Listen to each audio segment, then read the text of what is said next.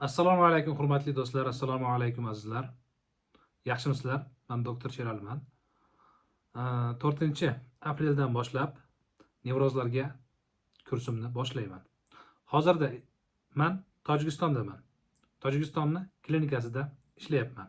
Tojikistonda Istaravshan shahrida.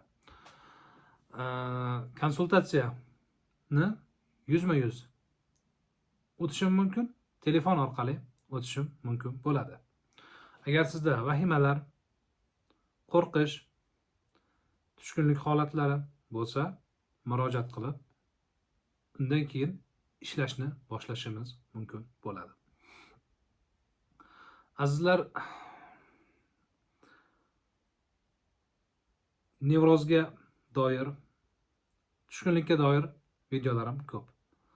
Murojaat qilishdan oldin shu videolarimni ko'rib, bilib, albatta menga yozinglar.